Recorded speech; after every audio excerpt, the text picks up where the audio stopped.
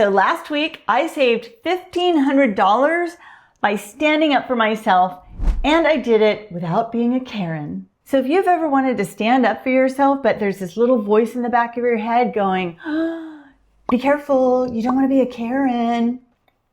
I get it. But I had to choose, stay quiet and eat this $1,500 car repair bill or speak up.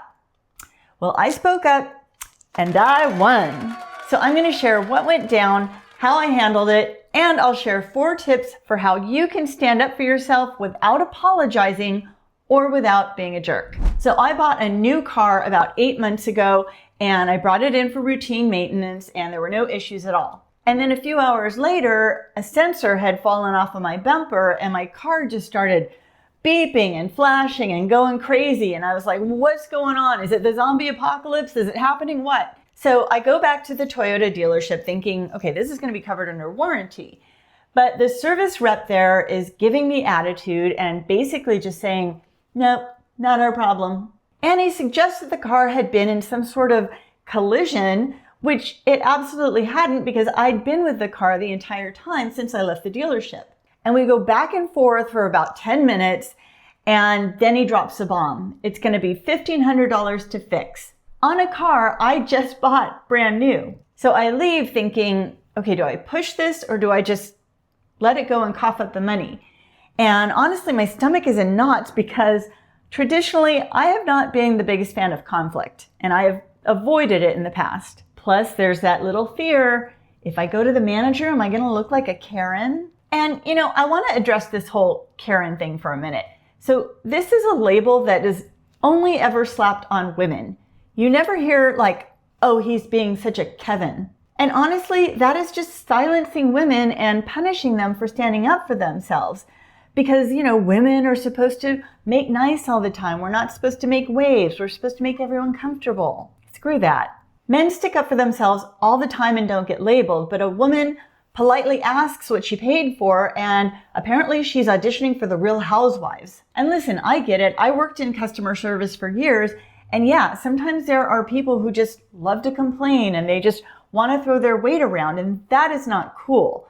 You should never be an a-hole, regardless of gender. That just sucks. But there's a big difference between being an a-hole and advocating for yourself when you're in the right, especially when there's $1,500 at stake. So a couple days later, I put my big girl pants on. Nay, I put my grown-ass woman pants on, and I go back to the dealership and I politely ask for the service manager. So I sit down in her office and I smile and I start by saying, hey, so, this is my 3rd Toyota. I've always loved Toyotas and I always go back to them because they're so reliable. And that's totally true. And then I explain what happened very calmly and I say, I think this should be covered under warranty. And she starts to push back just a little and I say, well, listen, if you can't do that, can you at least meet me halfway? Because this $1,500 bill on a brand new car kind of stings. And she actually listens and she goes out to look at the car and she says, well, if the sensor actually fell in, it could mean that it wasn't attached securely, and that could mean it could be covered under warranty. And she said she'd have her technicians check. So I leave, and then a couple hours later, I get a text from her, and she says, good news, I can get this covered under warranty. Yes!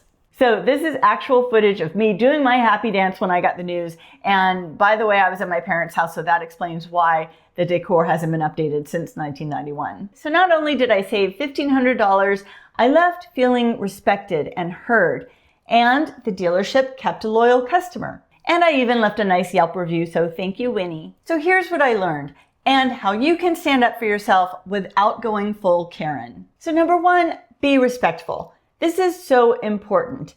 Kindness actually kind of disarms people, and it's harder to say no when someone's being calm and reasonable. Plus, it's just the right thing to do. Because if you're being a jerk, people are just going to put up their defenses.